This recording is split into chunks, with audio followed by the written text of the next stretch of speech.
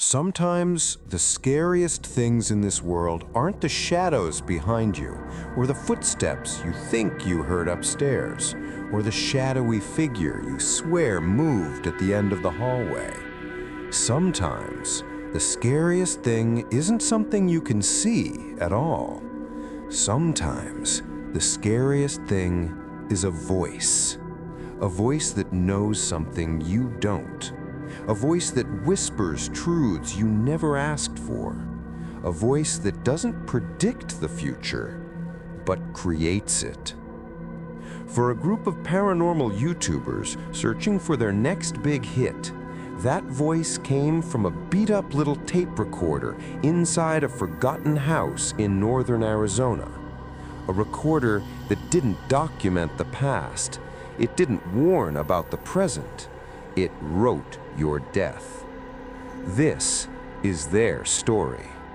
The Shadow Seekers weren't ghost hunters. Not really. They were entertainers. 4 friends who cared more about making people jump than making people believe. Ryan Parker, the host, was the loud one, the storyteller, the showman. A guy who could make a grocery list sound terrifying if you handed him a mic. Emily Hart was the brains. She researched locations, debunked stories, fact-checked legends, and then, ironically, helped Ryan turn those facts into dramatic videos anyway. Jason Miller, the stunt guy, was the reason their channel had a danger reputation. He jumped from balconies, crawled into dark vents, hid inside closets for jump scares. Even once let Ryan bury him waist deep for a ghost pulling underground video. And then there was Nick Foster. Quiet, soft-spoken, always behind the camera. He hated haunted places, but loved filmmaking, so he stayed. Together, they made weekly videos for their 500,000 subscribers, and the money was finally good. Sponsors, merch sales, Patreon, everything was rising. They wanted one thing now, 1 million subs before New Year's. That night, at a small fan event in Phoenix, an old, pale man approached their table. Sunken eyes, chapped lips, hands trembling so violently he looked like he was fighting off a fever. "Are you Ryan Parker?" he whispered. Ryan smiled automatically. "Yeah, man, want a photo?" But the man leaned close, too close, and in a dry, cracking voice said, "You need to come to my house. There's something there that tells you who's going to die next." Emily laughed out of awkwardness. Jason smirked as if it was a prank. Nick looked visibly distressed. But Ryan? Ryan saw thumbnails, titles, views, 1 million subscriber jump waiting in his hands. "We'll be there tomorrow night." The man didn't smile. He didn't thank them. He simply nodded once and walked away like he already regretted telling them. The next night, the group drove hours north toward the cold mountains outside Flagstaff. The deeper they went, the fewer buildings they saw. Just trees, endless, towering trees, black shapes rising into a fog-choked sky. The fog thickened until visibility dropped to almost nothing. Branches scraped the sides of their van. The temperature dropped so fast, Nick said he could see his breath inside the car. Emily checked the directions again. No cell signal. Last turn is in 2 miles. After that, the house should be straight. Jason pressed his face against the window. There's something weird about this forest. Feels empty, like no animals live here. Ryan laughed. That's great for camera audio. But even he felt it. The heaviness in the air, the unnatural silence. The way the fog didn't drift, it clung. Finally, the house appeared. A small, wooden structure buried in trees so dense The branches touched the siding. It looked forgotten, as if it had been sitting there for decades, waiting for something or someone. The front door creaked loudly when they stepped inside. The smell hit them first. Mold, wet wood, dust, and something faintly metallic, almost like rusted blood. The floorboards groaned under their feet. The wallpaper peeled off like dried skin. Every corner felt alive with shadows. The old man didn't speak. He simply motioned them down a narrow hall, then into a small back room. And there it was, a single object on the dusty floor.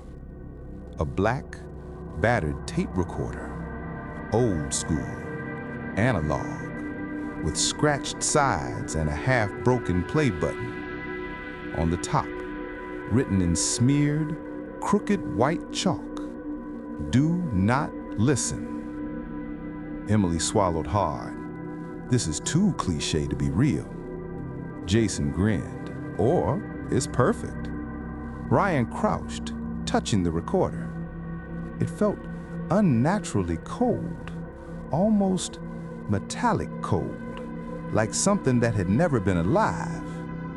"This," he said quietly, "is going to make us go viral."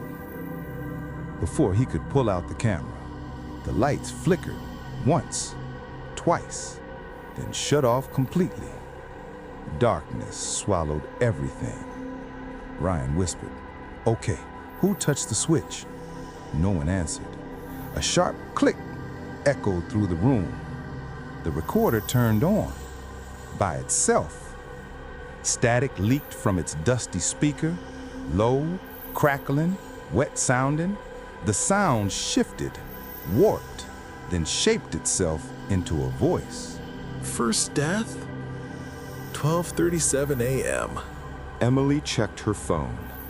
12:36 a.m., exactly 1 minute away. Her breath hitched. Jason tried to laugh it off. Nick backed toward the wall. Then a violent scream exploded through the house. It came from upstairs. Jason had gone up earlier to set the lighting rig.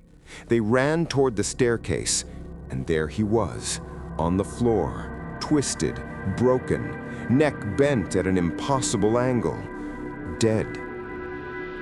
12:37 a.m., exactly as the tape had said. The man behind them whispered, "I warned you." Emily was the first to scream, not because of Jason's dead body, but because she realized something worse.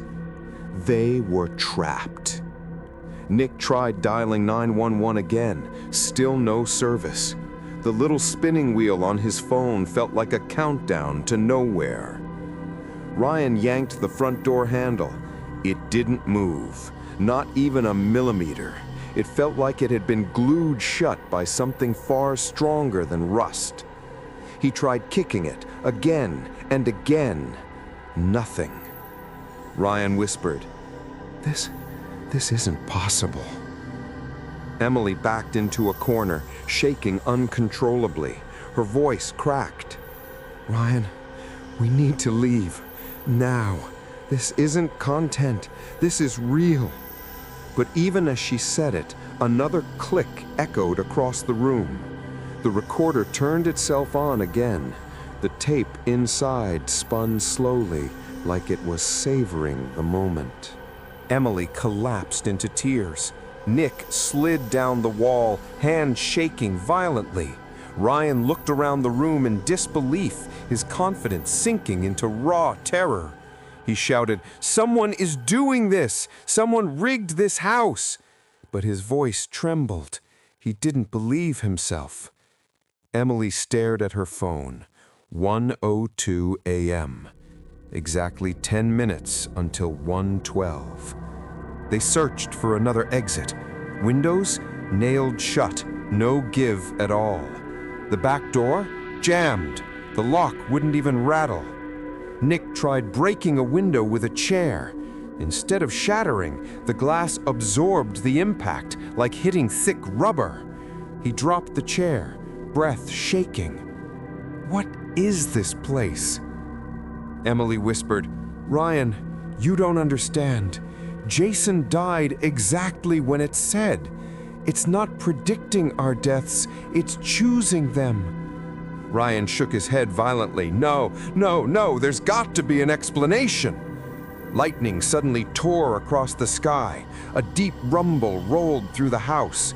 The air grew hot, then cold, then painfully hot again, like the temperature was being twisted. Emily checked her phone again. 1:11 a.m. Her body froze. She whispered, "I don't want to die. I don't want to die." Nick grabbed her hand. "We'll figure something out." But even he didn't sound convinced. The lights flickered wildly. Ryan shouted, "Everybody move away from anything metal!" But it was too late. A deafening crack split the air as a lightning bolt hit the metal antenna on the roof. A blinding flash slammed through the house. Emily screamed, then dropped instantly. Smoke rose from her shirt. A scorch mark burned across her shoulder and chest. Her eyes stared blankly at the ceiling. She didn't move. She didn't breathe. 1:12 a.m. Exactly. Nick fell to his knees, sobbing uncontrollably. Ryan staggered backward, hitting the wall. 2 deaths, perfectly timed, perfectly delivered. The tape recorder hadn't warned them. It had executed them. Ryan whispered, "We have to destroy that thing. We have to break the curse." Ryan grabbed the tape recorder and hurled it against the wall with everything he had. It smashed open, plastic fragments scattering across the floor. A small, folded, yellowed paper slid out from inside the shattered casing. Ryan slowly reached for it. His fingers trembled as he unfolded the paper. Written in shaky pencil strokes, "Whoever plays my tape, I write their death." Beneath the words was a faded photograph. A girl, maybe 16 or 17, her face bruised, her neck darkened with swollen rope marks. She had been hanged. Nick whispered, "Oh my God." On the back of the photo, barely visible, December 13. Ryan went pale. Today is December 13. Nick backed away from the photo. "Ryan, this isn't a warning. This is a curse." Before he could finish, something crawled through the speaker of the half-broken recorder. A sound, like breathing, like something waking up. Then, Ryan checked his watch. 11:55 p.m. 5 minutes. Nick froze where he stood, eyes wide, breath shallow. "You mean it's not over? It's coming for one of us?"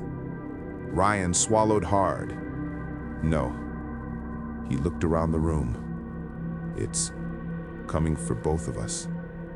The room felt smaller, tighter, like the walls were inching inward. The temperature dropped so fast their breath turned visible. The shadows seemed to stretch, bend, and watch. Ryan whispered, "We have 5 minutes to undo this." Nick shook his head. How? How do you fight something that already wrote your death?" 11:55 p.m. 5 minutes until midnight. 5 minutes until the final death. The house went silent. Not just quiet, but a suffocating, crushing silence. The kind that feels like the air itself is listening. Nick's breathing grew fast, uneven. He clutched his chest like his heart was trying to escape. "Ryan, It's writing our deaths. We can't stop it. Ryan shook his head. He wasn't ready to die. Not like this. Not in some rotten house in the woods. Not because of some cursed piece of tape. He looked at the shattered recorder on the floor. The exposed reel spun slowly, backwards, even though the device was broken. A cold realization hit him. It's still working. It's still writing. Nick whispered, "Ryan, if it can write our deaths, maybe it can be rewritten." Ryan turned sharply. "What did you just say?" "The tape. It's still spinning. If we rewind it, maybe we undo whatever it wrote. Maybe we erase the deaths." Ryan stared at him. It was insane, impossible, but the only idea they had. Ryan crawled toward the broken recorder. The plastic edges cut into his knees. The cold air stung his fingers. He grabbed the reel with both hands and pushed it backward. The tape screamed, not a normal sound, a layered, distorted wail, like 50 voices crying in reverse, like metal scraping bone, like something ancient being dragged upward from the dirt. The walls vibrated. Dust fell from the ceiling. The air turned icy. Nick shouted, "Keep going! Don't stop!" Ryan forced the reel further.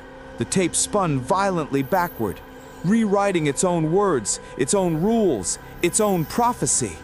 For a moment, just a moment, the house felt lighter, like something had loosened its grip on them. Nick's face brightened with hope. "Ryan, I think it's working. I think we're actually undoing it." A cold, sharp sound cut through the room. The tape recorder snapped forward, overpowering Ryan's hands, even though it was broken. The spinning reversed back into normal direction. The speaker crackled. And then the voice returned, deeper, colder, less human. Ryan looked at Nick, horrified. Two deaths? But there's only... Nick's body stiffened. His eyes rolled up. A strangled gasp left his throat. He collapsed. His head struck the floor with a dull crack. Nick died before Ryan could even reach him. The silence that followed was worse than any scream. Ryan stood frozen, trembling, staring at his last friend's body. No, Nick, you weren't supposed to die. I was supposed to save you. Tears burned his eyes. His breath came in shudders. And then, a soft creaking sound came from the corner of the room. Ryan slowly turned. The girl in the corner. She stood there. The girl from the photograph. The girl who had been hanged. Her skin was pale, bruised, stretched tightly across her bones. Her head hung slightly to the right, just like someone whose neck had snapped under a rope. Her bare feet didn't quite touch the floor. She hovered an inch above it, swaying like she was still dangling.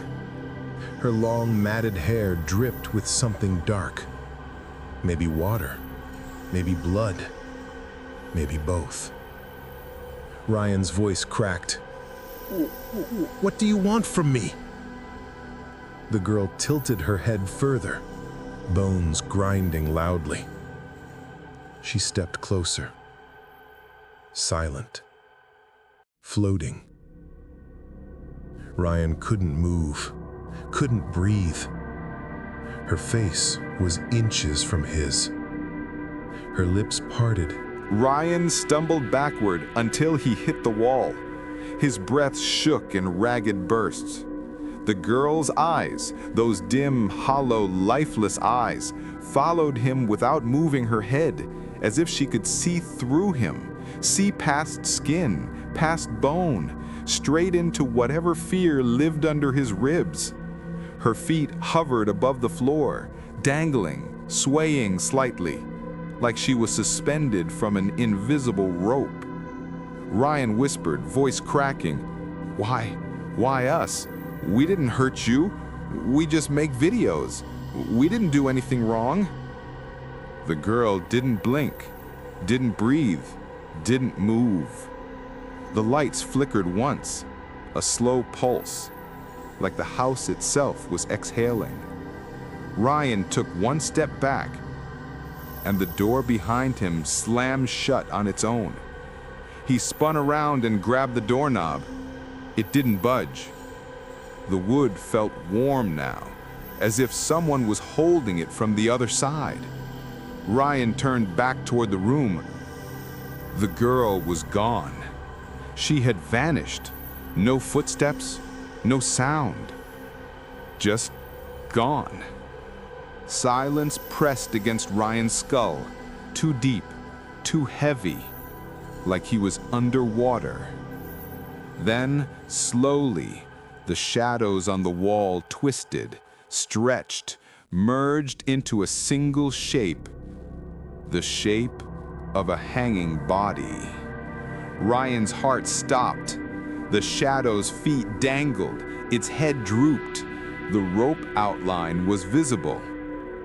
But the shadow was not cast by anything in the room. It was moving on its own.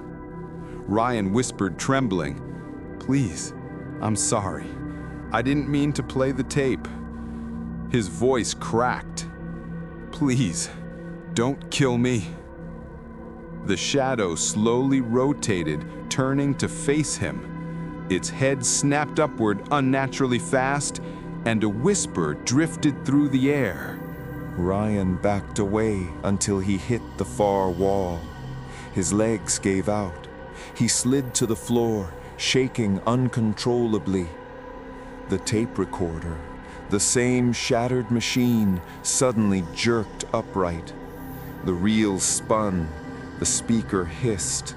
Even broken, it worked as if something unseen was holding it. Ryan screamed, "Stop! I'm not playing it! Stop!" The recorder ignored him. Click. The reel locked into place. The final prediction was ready to speak. Ryan's watch beeped once. 12 a.m. Midnight. A cold voice filled the room. Calm, cruel, absolute. Ryan screamed, "No! No! Please, don't!" But his voice cut off as a pair of cold, pale hands slid out from behind him. The hanging girl appeared at his back, her head lowering over his shoulder, her dead eyes inches from his. Her voice was soft, broken like wind moving through a corpse.